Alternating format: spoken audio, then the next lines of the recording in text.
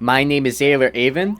I have all of the world records as of this moment for all the bosses and the bossatronic of the ringer, as well as third place in 80% and second place in 100%.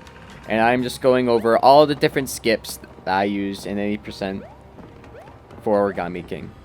The first skip that comes up in a run, Luigi skip. A skip that's so easy, I literally forgot to put it in my original draft of this video. Thank you to Cameron Nicholson for pointing it out. Instead of going into that middle area and triggering the cutscene with Luigi, you just jump onto that narrow ledge and then hop over the wall to go around the back of this area, skipping the entire cutscene as you make your way across to the right side of this area. So, not a lot to talk about here. Pretty simple skip. Doesn't take much practice either, so there's no reason not to work this into a run. And now Zaler from the past will tell you that the next skip is Overlook Mount cutscene skip. It's about medium easy difficulty. You have to hop up onto the ledge in front of those flowers, as close to the edge as you can get. And then you have to hop left across the edge until you jump over the fence on the other side, so that you can go get the red shell that's being kicked around by the paper macho shy guys on the other side without triggering the cutscene that happens when you stand in front of Overlook Tower and Olivia comments on it. So that saves about 20 seconds. If you get it in the run, it's great. If you fail it, it's not really the end of the world. I would keep running, personally.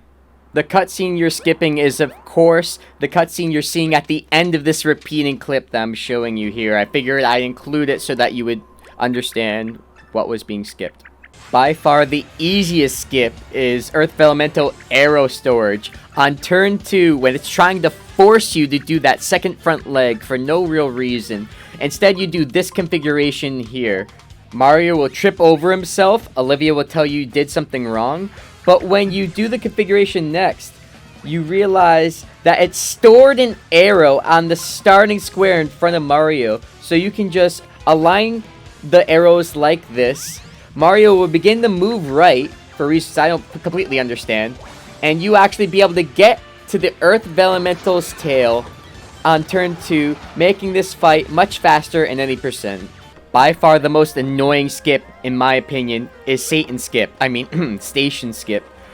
This is where you have to hop into the space between the railing and the pillar here on the station, and then once you've clipped in between, you hop up and slightly right over the railing so that you can jump, skip the station, skip all of the annoying cutscenes with Bobby in the empty river, and make your way towards the bridge with the cutscene where Bobby gets lost in the grass. It cuts about 2 minutes out.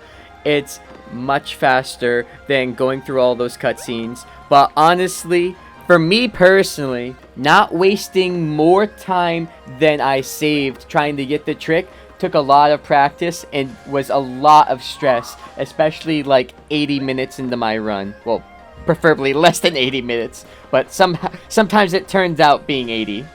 FML skip is harder than station skip, but it's not necessary, and doing this will skip one of the HP up parts and change your run in ways that you would have to look up, because I've never done the 140 HP run, which is what you have to do if you use this skip. It's actually what the current world record holder used, but the word on the street is it's arguable whether using this method hurt or helped them before they got the world record. So what you have to do is you have to stand on top of the Chain Chomp's food dog bowl. I mean dog food bowl, Jesus. And you have to jump over that fence to get into the area where the scarab or beetle toad is hiding.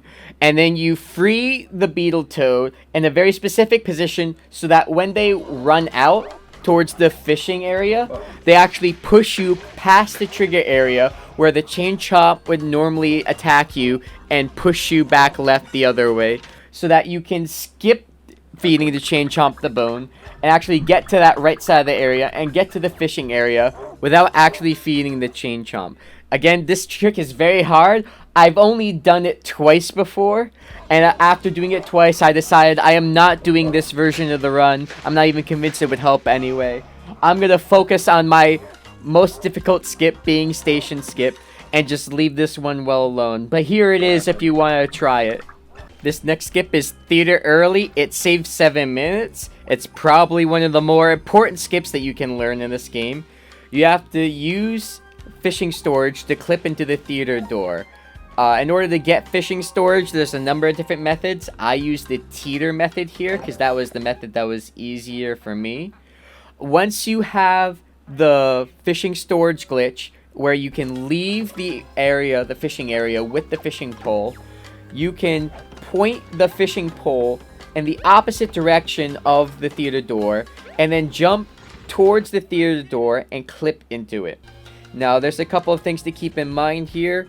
For teeter method fishing storage, what you want to do, you must first fish the fish toad out of the water so that's flopping on the pier. Then you should teeter off the very specific part of the pier you see me teeter here, where you're close enough to the toad so that when you leave the teeter, he'll ask if you're trying to leave the fishing area. You have to stay in the teeter for about 8 seconds so that the fish toad runs out of its timer before it starts to jump back into the water. When this happens, when these two events happen at the same time, the toad fish will be jumping into the water at the same time that the toad's dialogue will be going off. So when you exit the dialogue, you'll actually, when you choose to leave the fishing area by hitting A on the dialogue, you will leave the fishing area, but you will still have the fishing pole in your hands. Once you have this glitch, you will make your way towards the theater door. You'll notice that the fishing pole will push you when you're standing in the opposite direction to which it's pointing. You're going to use that to have the fishing pole help push you through the theater door when you're trying to clip through it. You'll also notice that sometimes it feels like the direction that you jump when you hold the stick is actually inverted. So you might actually have to hold the stick away from the theater door when you're trying to jump into it. You have to practice the trick to get the hang of it. It's a little bit hard to explain verbally, but once you see it and once you practice it enough times, I promise you'll get the hang of it. The next clip is the Colgate clip, located on the second floor of the sea tower, just before the boss tape. A lot of people claim to have problems with the Colgate clip, but after a series of practice sessions, I found myself doing it quite regularly and quite consistently. So this is something that you can get the hang of after you practice it enough times. You have to start by clipping into the staircase into the out of bound area beneath it, on this specific part of the second stair here. To do this, you have to jump left towards the edge of the stair, and as you reach the edge of the stair, you have to go from holding the stick left to holding it right. It's like you're trying to swing Mario like a pendulum. That was the way it was explained to me before I finally got it. And once you swing right into the out of bounds area right below the stairs, you'll notice that there's a little ledge in the out of bounds area that you can stand on.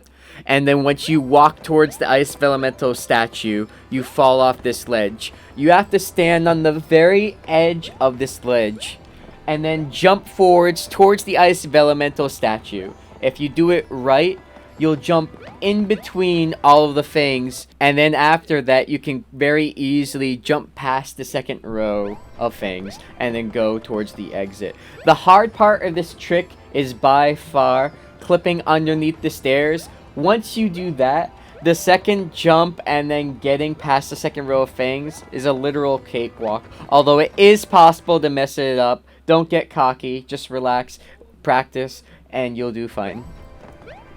The last quote-unquote major skip that I would practice before doing in any percent run is Bowser cutscene skip. However, I didn't actually work it into my run because it only saved about 21 seconds and I was very inconsistent doing it. And if I took longer than 21 seconds doing it, it was a little pointless to try it. So I just didn't bother with it.